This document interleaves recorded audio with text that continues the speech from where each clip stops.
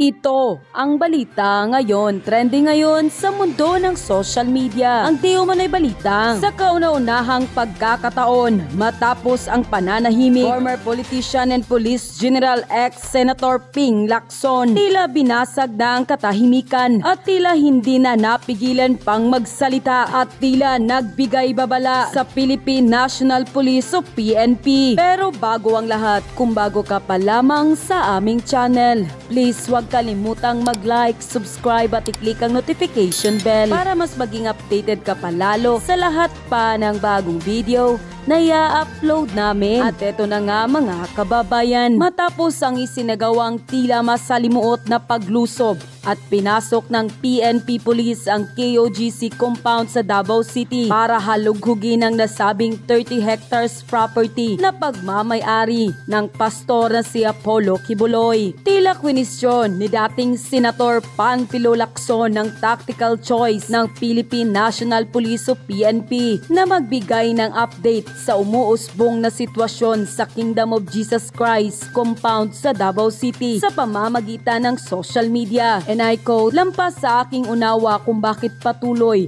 na inaanunsyo ng PNP sa publiko ang pag-usad ng kanilang paghahanap kay Kibuloy." Sabi ni Lacson, bilang isang formal na tagapagpatupad ng batas, ang katalinuhan ng tao o signal at maging ang technical na kakayahan ng kanilang kagamitan ay dapat na panatilihin sa kanilang sarili. Unquote. Tila binalaan nga ng former politician and Police General Ping Lacson ng PNP sa tila pag-anunsyo sa publiko ng mga development kaugnay sa isinasagawang paghahanap nito sa nasabing pastor na si Apollo Kibuloy. Narito pa ang kanyang post sa social media. And I quote, "As a former law enforcer, it is beyond my comprehension why the PNP keeps announcing to the public the progress of their search for Kibuloy, human or signal intelligence, and even the technical capability of their equipment should be kept to themselves." End quote. Samantala, sa karagdagan pang balita, sinabi ni Davao City Mayor Sebastian Baste Duterte nitong Lunes na ang puwersa ng PNP sa pamumuno ni General Romel Francisco Marbel at Police Brigadier General Nicolas De Loso Torre II ay hindi na sumusunod sa tamang pamamaraan sa pagpapatupad ng warrant. Nagdudulot na ng abala ang sitwasyong ito sa mga motorista, negosyo at publiko. Humihingi ng paglilinaw ang publiko sa PNP hanggang kailan mo balak manatili sa KOGC property. Narito ang kanyang post sa social media.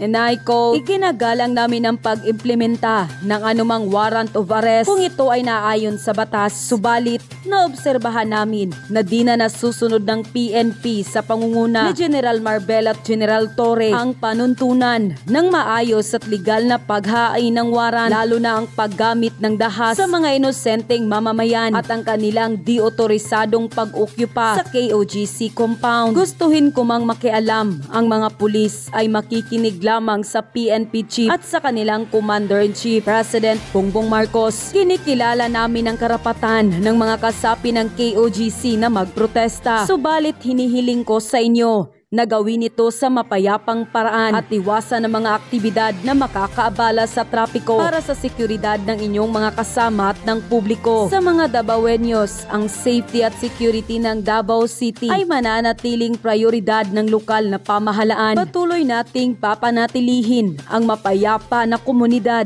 para sa lahat at haharapin natin ang anumang hamon sa ating lungsod. Ang pangyayaring ito ay nakaabala na sa mga motorista, negosyo at sa publiko. Ang publiko ay humihingi ng kasagutan mula sa PNP. Hanggang kailan nyo planong manatili dyan sa KOGC property? Unquote. Samantala, sa kaugnay pang balita, Attorney Torion binigyang diin na ang ipinakita lang ng kapulisan ay warrant of arrest para kay Sylvia Simanes at hindi para kay Pastor Apollo Kibuloy. Ipinakita lamang ang warrant of arrest at hindi binigyan ng kopya ang legal team ng KOGC. Dagdag pa ni Attorney Torion, ang warrant of arrest na para kay Sylvia Simanes ay naka-address sa Pasig City at hindi sa mismong KOGC compound sa Davao City. Malinaw di umano na paglabag sa batas ang ginawa ng PNP dahil hindi lisensya ang arrest warrant para manira ng properties.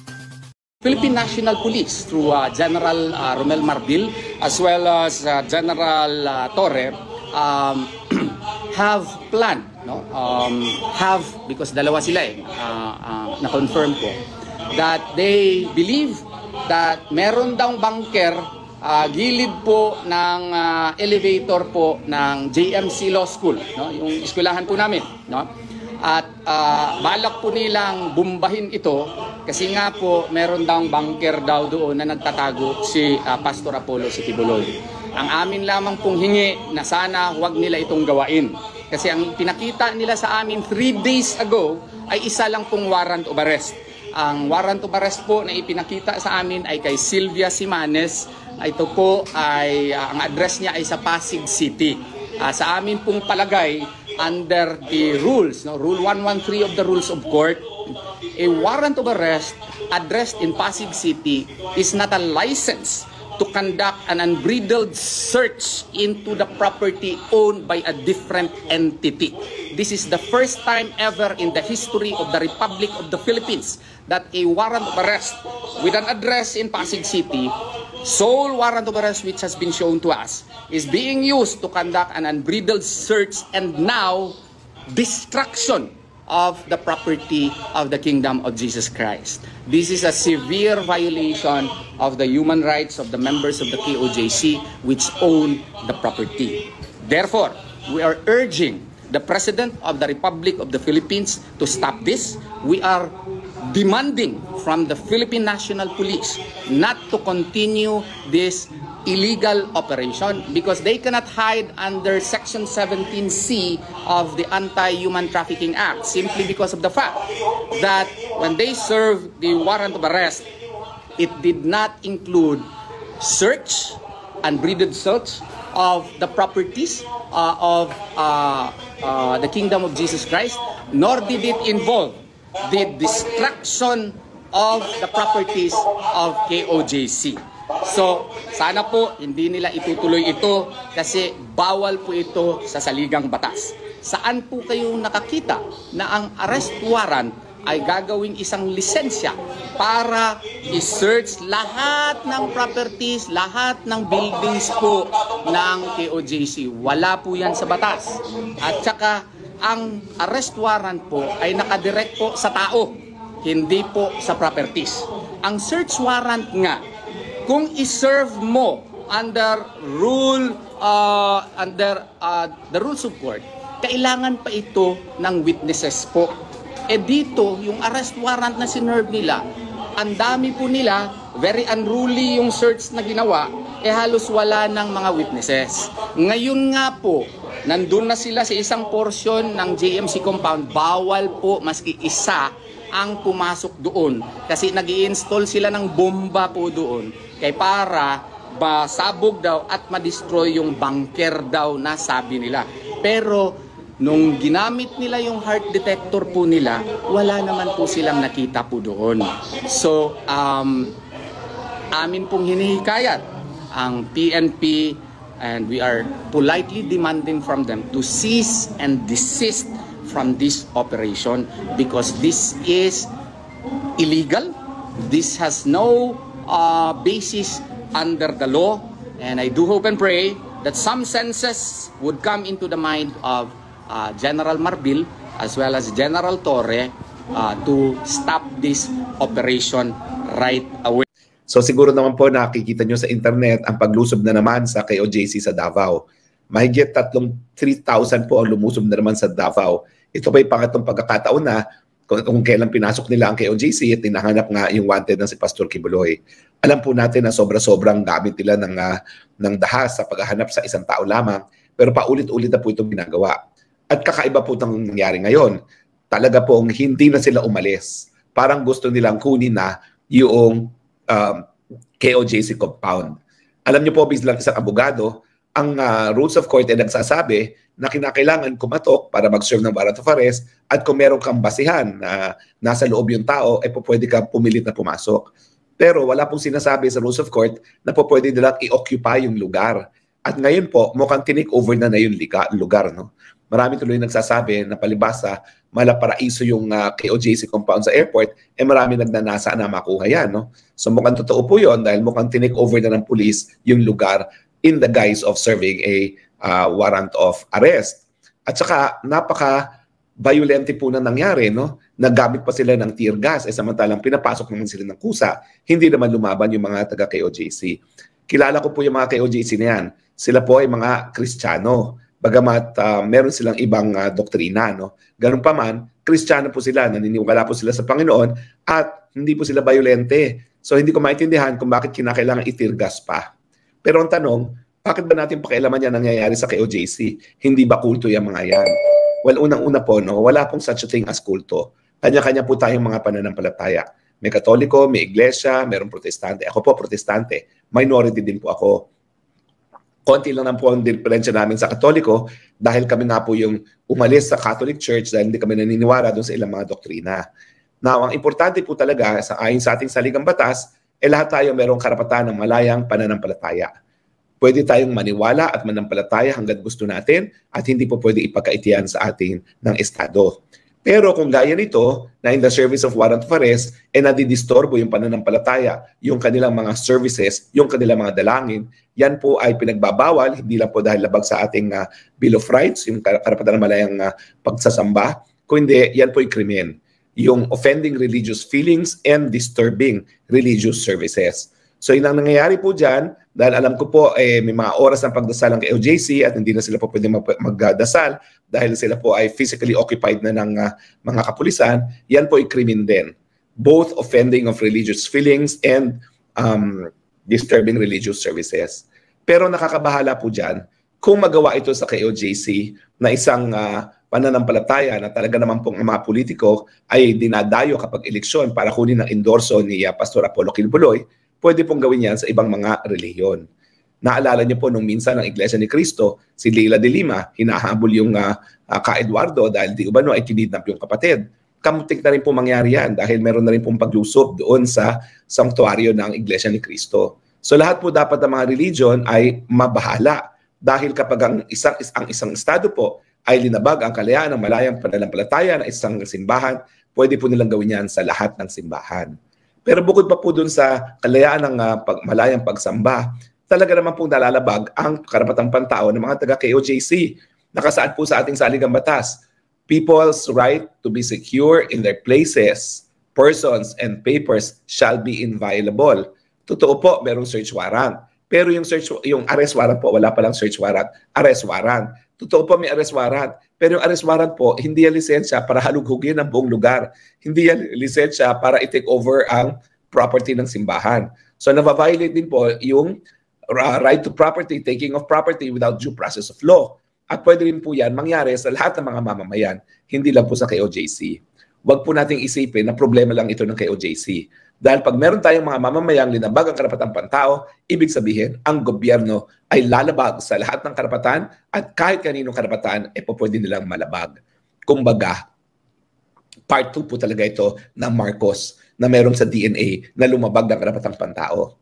Kung gaganyan po ang gagawin nila sa mga mapayapang pananampalataya, isipin nyo nila kung anong gagawin nila doon sa mas mga radikal pang mga grupo. Balik na po ang panahon ng Marcos Sr. kung saan sinusupil ang karapatan ng pananalita, pagsamba, at siyempre po yung due process rights to property. Kaya nga po dapat gumising na tayo mga Pilipino. Huwag na po natin tanggapin ito. Bukas ang alam ko magkakaroon ng Black Monday. No? Ngayon po nagtitipong-tipong dyan sa gate ng KOJC sa Davao. Sumama na po kayo, makiisa na po kayo dahil ngayong linalabag nila ang karapatan ng KOJC, bukas karapatan na po natin ang kanilang lalabagin. Hindi po malayo na pupunta sila sa ating mga kabahayan, papasok na sa pilitan at hahalughugin ang ating tahanan na alam naman natin lahat ng ating tahanan, mahirap o mayaman, ay ang ating palasyo. Huwag na po tayong pumayag na tayo pang susunod na biktima. Kaya ipaalam na natin sa gobyerno na tayo naninindigan laban sa paglabag ng karapatang pantao. So yung mga nasa Davao, punta na po kayo sa gate ng KOJC at makaisa sa nangyayari ngayong pagtitipon. At dito po sa Maynila, alam ko po bukas, Piyesta Opisyal, ay magkakaroon po ng Black Monday. No? Mag-a-announce na lang po kami kung saan talaga yan at anong oras. Pero magsusuot po tayo ng itim at tayo magpapakita ng puwersa na tinututulan natin ang paglabag ng karapatang pantao na nangyayari ngayon, hindi lang po sa Davao kung hindi sa buong Pilipinas. Kasama na po ako doon sa naging biktima ng paglabag sa karapatang pantao dahil alam nyo naman po, ang aking pananalita, ang aking kritisismo, yan po ang dahilan kung bakit ako po talaga ay pinakulong. Hindi po dahil sa pagbabastos, dahil nakita niyo po, walang pambabastos na nangyari sa Kongreso. So mga Pilipino, gumising na po tayo. Bago pa, aantayin nyo pa ba na ang karapatan nyo ay masupil na? Aantayin nyo pa ba na masusupil yung karapatan ng buhay bago kayo gumalaw? Sobra-sobra na po ang pag-aabuso ng gobyerno. Yan po nangyayari kapag wala sa tamang pag-iisip ang ating mga namumuno. Kaya kinakailangan manindigan na sa Davao ngayong gabi, sa labas ng KOJC at bukas dito sa Maynila, Black Monday. Kita-kita po tayo. Tingnan natin ang ilang mga sentimiento ng ating viewers. Pasensya na po kayo, kulang ang aking boses. So, hindi ko po mababasa lahat, no? Dahil baka kinakailangan magkaroon ng konting boses para bukas. Si Sexy Love Spokes, nakakagalit na. Ay, talagang galit na galit na po ako. Kaya nga miski ako may sakit, nag-spokes hour pa ako para manawagan. Manindigan sa karapatan. Manindigan laban sa adiktador. Manindigan para sa kalayaan. Manindigan para sa demokrasya. Labas na po tayo. Hindi sapat na nagla-likes tayo sa Facebook. Hindi sapat na nanonood tayo. Maraming salamat nga pala doon sa nanood sa ating live sa EDSA kahapon. Kakaunti man lang kami sa EDSA pero umabot na po tayo ng 590 views. Isa na po yan sa pinakamalaking rally na nagkaroon tayo sa pamamagitan ng internet. Pero hindi po sapat sa internet lang tayo nagrarally. Kinakailangan ipakita natin ang ating presensya sa kalsada dang maibalik natin ang people power dahil yan po talaga ang sandata laban sa mga mapagmalabis na gobyerno. Elda Esquilio, personal blog, attorney, di po ka punta Davao, people power na po. Well, ito nga po, nagkasakit ako eh. Sa totoo lang, kung hindi ako kinulong, dapat nasa Davao ako. Dahil meron akong kasal at talagang sasaping na ako doon sa press briefing ng KOJC. Pero hindi po minabuti ng Panginoon. Siguro kasi kung nandun ako, baka mamaya ako talagang nanindigan at baka ako nasaktan na o hindi kaya ay napatay na. No? Christopher Cruz, blatant violation ng human rights ang nangyari. Tama po yan. Linalabag po ang karapatan ng Pilipino at habang merong Pilipino na binabaliwala ang karapatan, lahat po tayo may pakailam dahil baka mamaya tayo nang susunod na malabag ang karapatan. Si Manay 74, may naganap pagtitipon ng mga taga-Davao ngayong gabi. Dami ng tao sa labas ng compound at pinapaalis ng pulis. Lahat po kayo dyan sa Davao, magtipon-tipon na po kayo sa labas ng gate ng KOJC. Saklolohan na po natin ang KOJC. Malaking dagok sa kanilang kalayaan po nangyayari ngayon. Pakita natin na tama na, sobra na, naninindigan na ang taong bayan. Hindi na tayo papayag ng pagpabuli, palibasa, may mga baril sila. RRO ng Lopez, nakadurog ng puso ang ginawa nila sa KOJC. Kaya nga po, kung nadurog ang puso ninyo, kung kayo nasa Davao, pumunta na kayo doon sa labas ng gate ng KOJC at kung kayo naman nasa Maynila, magtipon-tipon po tayo bukas para sa Black Monday. Longga HK, hello attorney, good evening po, kamusta, get well soon. Attorney, naawa ko sa KOJC, wala na ba magawa, kawawa sila, ano pa dapat gawin? Wag po natin sila kaawaan, kinakailangan po tayo po ay makipagkapit-bisig sa lahat ng Pilipino na inaapi at linalabag ang karapatan. Bevin Branzuela, kailan ba makikialam ang Korte Suprema at AFP? Well, kung hindi nga lang po ako may sakit, ako na po sana ang dudulog, pero nagkasakit po ako. No? Pero titignan ko po kung bukas kaya ko mag-draft na isang petition para sa Korte Suprema dahil hindi naman po pwede na lantaran na lalabag ang ating mga karapatan at wala pong remedyo. Self-love Rowena, Attorney Harry, pagaling po kayo, mahaba pa ang laban natin para sa kalayaan. Well, sana po huwag naman masyadong mahaba dahil alam niyo po, gugurgurin talaga at gugurgurin tayong mga kritiko ng administrasyon. Si Dorfiga, pwede po ba i-request ang court na liwanagin ang court order, warrant at ano ang mga bawal kasi ang daming na-invento ni Torres gawin. Yun nga po, malinaw po ang palantutunan ng Korte Suprema sa rules of court kung paano isi-serve ang warrant of arrest at lahat po yan na binaliwala ni Torre. That is the ultimate abuse of power. Palibasa siya ay merong baril. Bernadette Brizuela, what is wrong with the public servants? Naging public tyrants. Totoo po yan. At kaya lang po nagkakaroon ng tyrants, pagpapayagan natin sila mag-tyrant, kaya makiisa na po tayo sa mga inaapi ngayon na KOJC. Rom BU, parang wala ng katinuan ng administrasyon, personalan ng tapos, pero ng bayan ang ginagamit. Tama po yan. Ako po ngayon, yan din, biktima rin po ako na wala na katapusan yan. No? Sa tingin ko po, lalo pang lalawa ang panilang panunupil sa aking karapatan. Pero gagawin po natin yan, haharapin po natin yan kung yan po kinakailangan para makita ng taong bayan na panahon na para kumilos at hindi lang manood sa internet. Okay? Si Old Arebib, good evening po, Spox. Hanggang bukas na lang ang ultimatum na ibinigay sa mga pulis na yung upang lisanin ng KOJC ay suko ang kanilang mga baril sa mayor ng Davao o sa commander ng Task Force Davao. Tama po yan. Kinakailangan po talaga itigil na yan pag-aapi at panunupil ng karapatan. Manindigan na po tayo. Kung hindi po, talagang tatanggalin nila ang karapatan natin. Joseph Aguilar, BBM is the weakest president in Philippine history. Puro na lang kaguluhan ang nagawa niya sa bahay. WPS issue, balik droga, maraming patayan. Dito sa Cebu, maraming Jubilee shop ang ninanakawan na parang tulog sa pansitan mga kapulisan. Maraming governors at mayors ang suspended dahil di niya kakampi. Talagang totoo pala ang mga nabasa ko na isang Marcos, isang diktador. Naku po, Pilipinos. Ang Marcos is a Marcos is a Marcos. Nasa genetic code na po nila maging diktador. Kaya lang po itong Marcos Jr. hindi lang diktador, diktador pa. So, ayan, mawawala na naman tuluyan ang aking boses, pero hindi pa rin ako magpapasupil. Habang tayo po ay po pwedeng madinig, paririnig po natin ang mensahe. Ang karapatan ipinaglalaban, kung hindi, ipagkakait. At yun na nga mga kababayan, ano na ang masasabi mo? Kung mayroon kayong hinaing at komento patungkol sa balitang ito, please comment down below. Pag-uusapan natin yan sa comment section. At kung nagustuhan nyo ang video, ay huwag kalimutang mag-like at i-share na din para mas marami pang makaalam at umabot ito sa marami sa ating mga kababayan. Maraming salamat po!